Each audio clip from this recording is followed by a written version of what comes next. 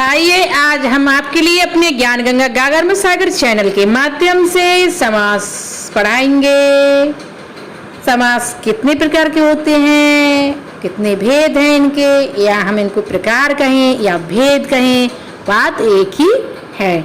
आइए समास क्या है पहले हम इसको समझ लेते हैं अच्छे से, फिर उसके बाद में वन बाई वन हम हर एक समास का एक्सप्लेन करते हुए चलेंगे अपनी इस वीडियो के माध्यम से। मैं राधा रमन आपके लिए समास के विषय में समझाऊंगी, अच्छे से पढ़ाऊंगी, व्याख्यान करूंगी और आपसे उम्मीद है कि आप धैर्य पूर्वक ध्यान पूर्वक हो करके मेरी इस वीडियो को सुनेंगे। अगर आपने एक बार ध्यान से वीडियो को सुन लिया, समझ लिया, तो शायद ही कभी आपके लिए अदर कोई वीडियो देखनी पढ़े। इसलिए तटस्थ होकर के बैठ जाइए, एकदम क्लास वाली फीलिंग लीजिए मेरी इस वीडियो के माध्यम से। चलिए समझते हैं समास क्या है। ठीक है, बढ़ते हैं अपने टॉपिक की तरफ। टॉपिक है हमारा आज समास। समास का शाब्दिक अर्थ संक्षिप्त या संक्षेप होता है। अगर क्वेश्चन बन जाता है कि समास को क्या कहते हैं, संक्षिप्त या शाब्दिक, दोनों में से कुछ एक ही लिखा हुआ होगा, एक ही होगा लेक्चर, या शाब्दिक या संक्षिप्त, तो आप वहाँ पे बता देंगे कि समास का शाब्दिक अर्थ संक्षिप्त या संक्षेप होता है। ठीक है, अगर पूछा जाए तब क्वेश्चन बन सकता है। और क्या कहते हैं, देखिए समास का तात्पर्य है संक्षिप्तीकरण। समास का तात्पर्य क्या है, यानी कि दो या दो से अधिक शब्दों का मेल, आपस में मेल क्या होता है, समास होता है। यानी कि दो या दो से अधिक शब्दों को जोड़ दिया जाता है आपस में और उनका एक साथ एक शब्द में उच्चारण किया जाता है, उसको हम समास कहते हैं। अगर पूछ लेते हैं, क्वेश्चन बनता है कि समास के संक्षिप्तीकरण किस तरीका से होता है, कितने शब्दों से होते, तो आप वहाँ पे बता देंगे दो या दो से अधिक, यानी कि किसी लॉन्ग चीज को शॉर्ट कर देना, यानी कि बड़ी चीज को छोटा कर देना। एक प्रकार से हम ये भी कह सकते हैं, ऐसे नहीं कि काट के छोटा कर दिए, दो शब्दों को आपस में मिलाकर रख दिया और उनका बीच का शब्द लुप्त कर दिया जाता है, लोप कर दिया जाता है, जिसका लुप्त हो जाता है, तो उसको हम समास कहते हैं, समास के संक्षिप्तीकरण कहते हैं। ठीक है, मैंने ये नवीन और हाँ, इससे जब मिलकर जब एक नया शब्द बनता है, नवीन का मतलब एक नया शब्द मिलता है, बनता है समास का, दो शब्दों के मिलने से उसको हम समास कहते हैं। एक सार्थक शब्द बनता है, यानी निरर्थक सार्थक शब्द बनता है। ठीक है, एवं शब्द को समास कहते हैं करें, और इसीलिए हम इस चीज को समास कहते हैं। किसको, संक्षेप को कर देना, संक्षिप्तीकरण कर देना, शॉर्ट कर देना, छोटा कर देना, दो शब्दों को मिलाकर एक शब्द बना देना, उसको हम क्या कहते हैं, समास कहते हैं। क्या कहते हैं, समास कहते हैं। इसी वीडियो के माध्यम से बहुत अच्छे से समझेंगे, हम समास को समझेंगे, पढ़ेंगे और एकदम कॉन्सेप्ट क्लियर कर देंगे। कम से कम दो शब्दों में अधिक से अधिक अर्थ प्रकट करना समास का लक्ष्य होता है। ये कह रहे हैं कम से कम दो शब्दों में अधिक से अधिक अर्थ प्रकट करना ही समास का लक्ष्य होता है, यानी कि तात्पर्य होता है। ठीक है, आइए पढ़ते हैं समास। ठीक है, समासिक शब्दों के बीच में, सामासिक शब्दों के बीच के संबंध को स्पष्ट करना ही समास विग्रह कहलाता है। यानी कि जो आपस में ये मिले हुए होते हैं, आपस में इनके शब्दों को ही अच्छे से बता देना, समझा देना, समास विग्रह कहलाता है। ठीक है, पढ़ेंगे समास। क्वेश्चन बनता है कि सामासिक शब्द के बीच के संबंधों को स्पष्ट करने को क्या कहते हैं, तो हम चिन्ह लगा देंगे, समास विग्रह कहते हैं, अगर क्वेश्चन आ जाता है। विग्रह के पश्चात सामासिक शब्दों का लोप हो जाता है। अभी जो मैंने आपके लिए बताया था, अभी बिल्कुल थोड़ी देर पहले वीडियो की शुरुआत में, कि बीच का शब्द लोप हो जाता है। जब दो शब्द मिलते हैं, तीन शब्द मिलते हैं, तो लोप हो जाना ही क्या है, सामासिक शब्द। कैसे करके लोप हो जाता है आप देखिए, इसी वीडियो में बहुत अच्छे से समझेंगे और पढ़ेंगे। धैर्य पूर्वक होकर के आप बैठ जाइए, तटस्थ होकर के अच्छे से समझ लेते हैं हम अपनी इस वीडियो में समास को, है ना। उम्मीद करती हूँ कि आपके लिए मेरा वीडियो समझ में आ रहा होगा, अच्छा भी लग रहा। हाँ, हम टॉपिक क्या था हमारा, विग्रह के पश्चात सामासिक शब्दों को लोप हो जाता है। क्या हो जाता है? लोप हो जाता है। अगर क्वेश्चन बन जाता है विग्रह के पश्चात किस चीज का लोप हो जाता है, तो सामासिक शब्द का। जैसे जैसे राजपुत्र यानी कि राजा का पुत्र का लोप हो गया ना। इसमें हम जब राजपुत्र बोला तो का लोप हो गया था। ये अलग अलग दो शब्द हैं, राज अलग है और पुत्र अलग है। यानी कि राज मीन्स राजा, राजा का पुत्र या राज का पुत्र। इनके दो शब्दों को जब जोड़ दिया तो एक नया शब्द मिलकर आया सामने, राजपुत्र यानी कि राजा का पुत्र। नया शब्द बनता है, क्या बनता है? राजा का पुत्र। राजपुत्र का मतलब ये है पूरा। जब यहाँ पे हमने अब इसमें का लोप हो रहा था और एक शब्द में जब इसको बना दिया तो का की कोई जरूरत यहाँ पे नहीं हुई। समास में दो पद शब्द होते हैं।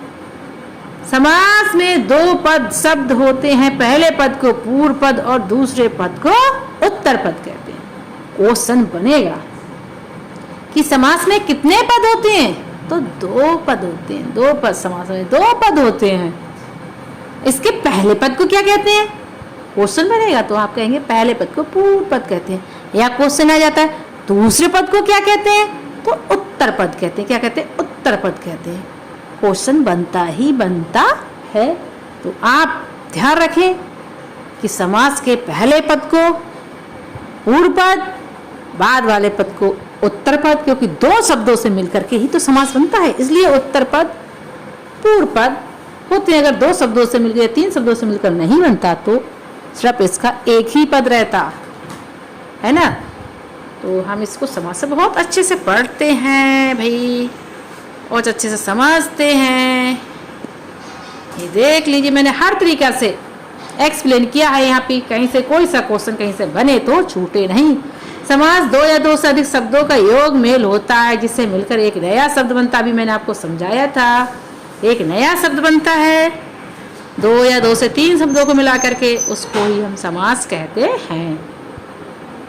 समास से निर्मित या बने शब्द को सामासिक भी कहते हैं। अभी मैंने पहले भी आपके लिए बताया था, इससे जो शब्द बनता है, एक नया शब्द बनता हो। अगर क्वेश्चन बन जाता है कि समास से बने हुए शब्द को क्या कहते हैं, सामासिक, आमासिक, त्रिमासिक, कुछ भी दे दे तो आप आपको पता है कि इसको तो हम सामासिक कहते हैं। आप सामासिक पे अंडरलाइन कर देंगे या गोला कर देंगे, ठीक है। तथा इन्हें समस्त पद भी कहते हैं। अगर क्वेश्चन बन जाता है कि समास को समस्त पद कहते हैं कि सार्थक शब्द कहते हैं, एक ही शब्द दिया हो या सामासिक या समस्त पद, तो आप उस पर कह देंगे इसको समस्त पद भी कहते हैं समास के लिए, ठीक है। सामासिक शब्द के बीच के संबंध को करना समास विग्रह कहते हैं। जो सामासिक यानी कि शब्द के जो बीच में संबंध होता है, इनका जो विवरण दिया जाता है उसको क्या कहते हैं, समास विग्रह कहते हैं। अगर क्वेश्चन बन जाता है कि समास के बीच के संबंध को क्या कहते हैं, तो समास विग्रह कहते हैं। जैसे जैसे आइए अच्छे से और समझ लेते हैं, और उम्मीद है आपके लिए मेरी वीडियो में समझ में आ रहा होगा कि मैं आपको क्या समझाना चाह रही हूँ, और आप समझ भी रहे होंगे अच्छे से। जैसे रसोई के लिए घर, इसे हम रसोई घर भी कह सकते हैं। रसोई घर भी कह सकते हैं, इसे रसोई घर ही कहते हैं। अब रसोई के लिए घर, अब इतना बड़ा थोड़ी कहेंगे कि ये हमारा रसोई के लिए घर है, खाना बनाने के लिए घर है। इतना लंबा ना कह के हमने सीधा सीधा कह दिया ये हमारा रसोई घर है, व्यक्ति समझ जाएगा कि ये हमारा रसोई घर है। यानी कि बड़े शब्दों को शॉर्ट में कह देना ही समास पद है, ठीक है। सामासिक कहते हैं। समास में दो पद होते, मैंने भी आपको बता दिया था, पूर्व पद और उत्तर पद दो पद होते हैं। अभी बताया था ना मैंने आपके लिए, पूर्व पद दो पद, ठीक है। और समास के भेद कितने होते हैं ये भी पढ़ने। समास के, हमारे समास के 6 भेद होते हैं। क्वेश्चन बनता है, 100% बनता है। कभी ही ऐसा होता है कि ना बने, पूछ लिया जाता है कि समास के कितने पद हैं, समास के कितने पद पूछ ले तो 2 पद होते हैं।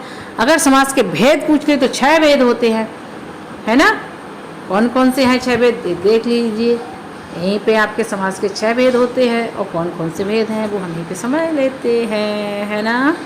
ये देखिए, अब भी बहुत समास, सॉरी ये हिल गई सीट, हाँ, ये है हमारा अव्ययी समास, तत्पुरुष समास, कर्मधारय समास, बहुब्रीहि समास, द्वंद्व समास और हमारा द्विगु समास। अब क्या आ जाएगा? द्विगु समास, द्विगु समास, सॉरी, ये हो गया हमारा द्विगु समास।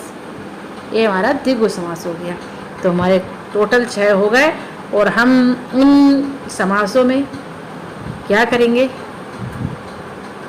1 बाय 1 करके हर एक समास का एक्सप्लेन बहुत अच्छे से करेंगे अपनी वीडियो में। और आप धैर्यपूर्वक होकर सुने, ठीक है। अब हम आपके लिए आगे का समास पढ़ाते हैं। ये तो थी हमारी परिभाषा समास के बारे में। चाहे कहीं भी किसी तरह से पूछ लिया तो आप है, उम्मीद करते हैं आप इसको कर देंगे। बहुत से क्वेश्चन यहाँ से बनेंगे और हर एक क्वेश्चन बनेगा, यहाँ से बनता है और आता है एग्जाम में। हमारा आ गया द्विगु समास। द्विगु समास क्या है? द्विगु समास, ये देखिए द्विगु समास।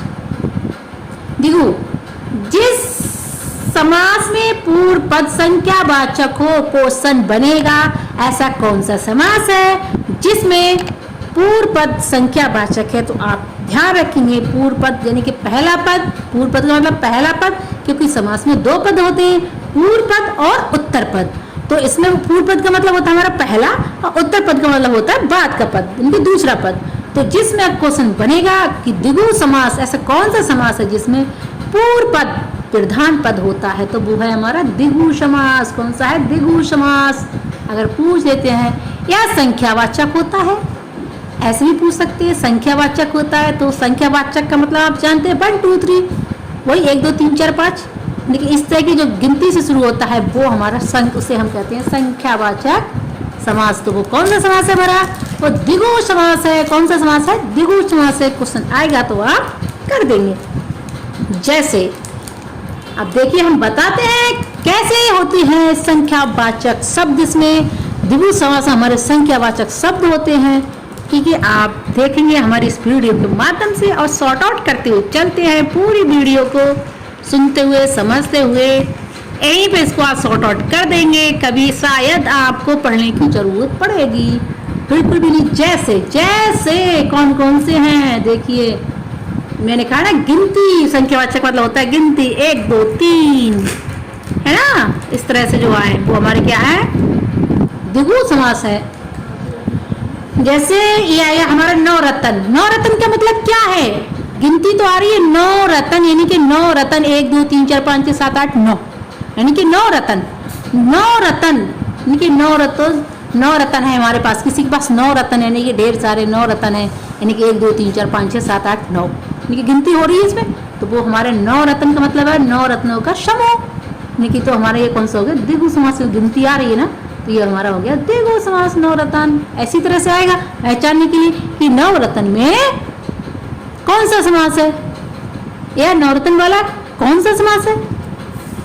तो और भी ऑप्शन दिए रखे होंगे, 9 रत्न या गगनचुंबी या यथाशक्ति। तो उसमें से एक और एक जगह ये ऑप्शन भी दिया रखा होगा 9 रत्न। इस तरह के संख्यावाचक पद वाला एक समास दिया रखा होगा। 9 रत्न हो, कुछ और भी हो, त्रिभुवन हो, त्रिलोकी हो, कुछ भी हो जिसमें से संख्या का बोध कराता हो, तो आप पहचान लेंगे कि ये हमारा द्विगु समास है। जैसे 9 रत्न। अब देखिए दूसरे भाई सप्तद्वीप।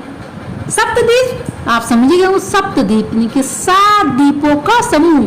संख्या बता रहा है कितनी? 1 2 3 4 5 6 7, 7 संख्या, 7 द्वीपों का समूह। त्रिभुवन। त्रिभुवन, त्रिभुवन का मतलब 3 भुवन, 3 भुवनों का समूह, है ना। ये 3 भुवन गिनती बता रहा है 1 2 3। यहाँ भी आप पहचान लेंगे कि त्रिभुवन में भी हमारा द्विगु समास है।